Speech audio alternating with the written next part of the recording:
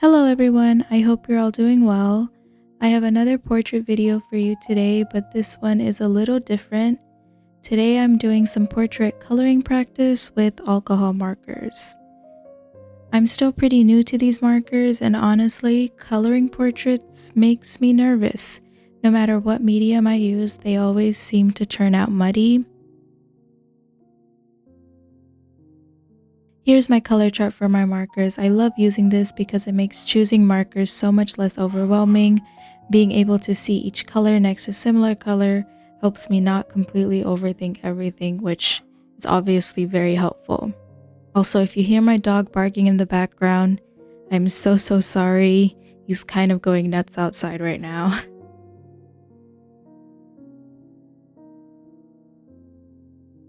Here I'm starting with a pencil sketch, and just to mention, none of these portraits are drawn from references. They're not real people, just faces I'm making up as I go.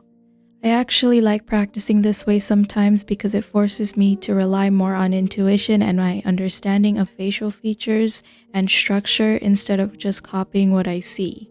It can be an uncomfortable way of practicing portraits. Drawing anything from imagination is quite uncomfortable if you're not used to it, but I find this to be a really helpful exercise in building my intuition.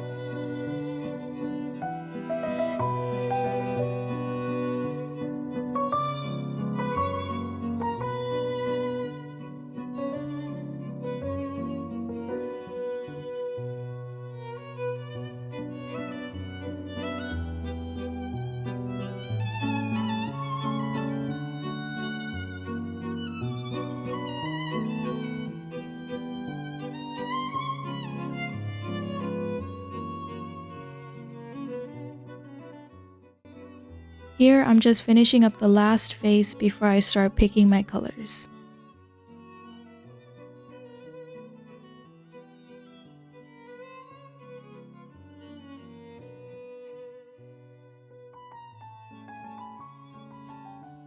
To start planning out the initial values, I'm using a light gray marker.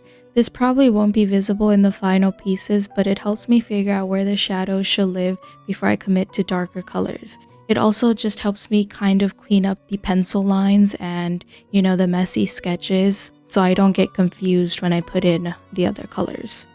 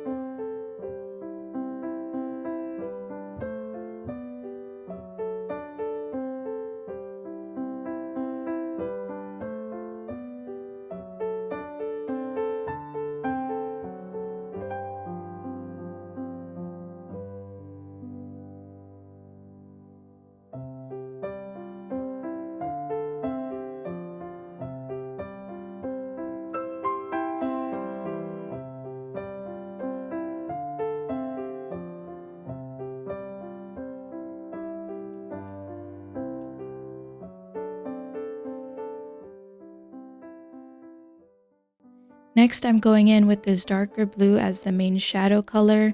This is where things start to look a little scary, but this is also when things start to get fun. So just stick with it and trust the process.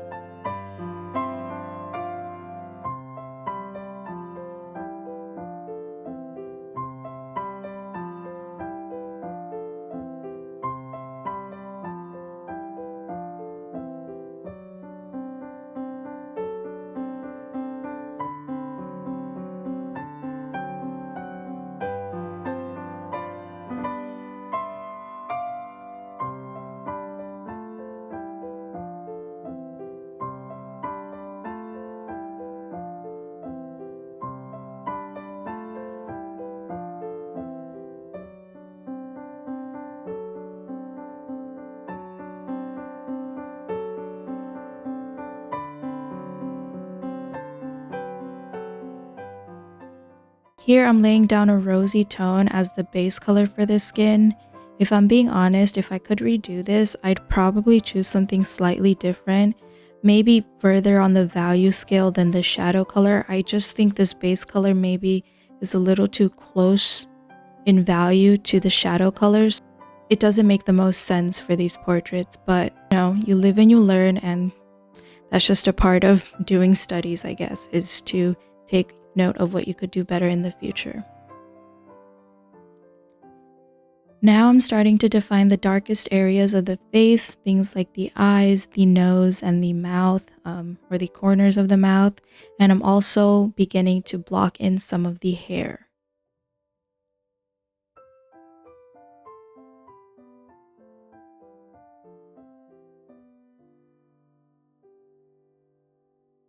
This portrait, you can see that I went a bit out of order, and you'll see this come up in the rest of the portraits. I kind of just mix up the steps depending on how I'm feeling as I go from portrait to portrait. But here I defined the shadow shapes first, jumped straight into the darkest values for the eyes and hair, and then went back in with the base and blush color afterwards. Not ideal, but I guess I'm just experimenting to see which gives me the cleanest look.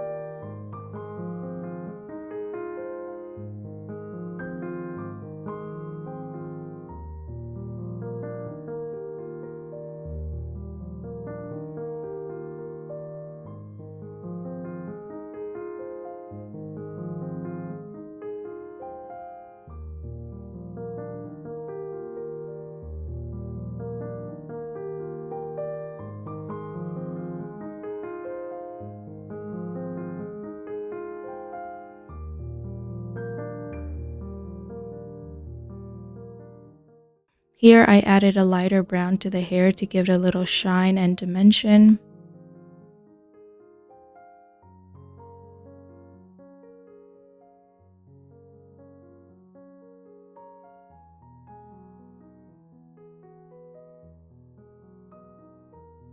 At this point, I go back to an earlier portrait and completely ignore a very important rule of art, knowing when to stop. I wasn't happy with how it looked, so I kept layering and fixing and tweaking, and yeah, it definitely just made it look muddier, which, again, you live and you learn.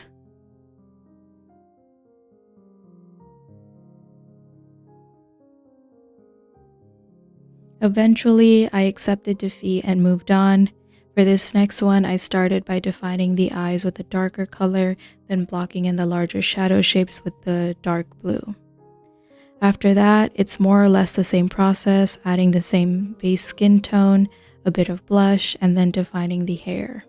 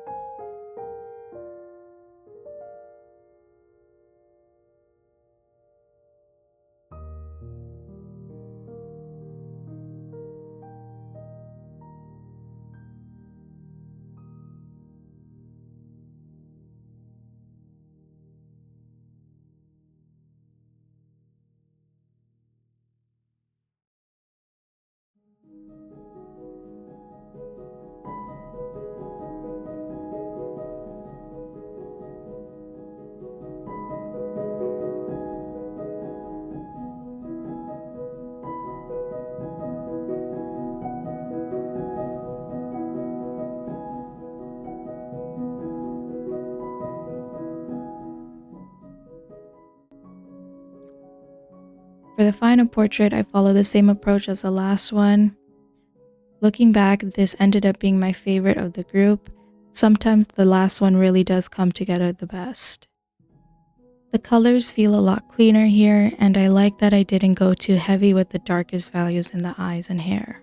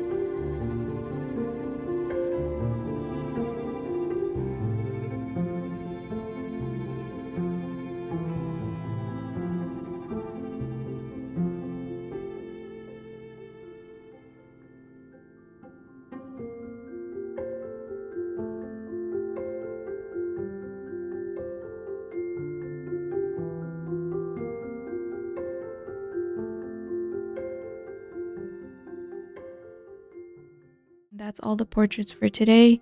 Thank you so much for watching. If you enjoyed this video, feel free to like, comment, or subscribe.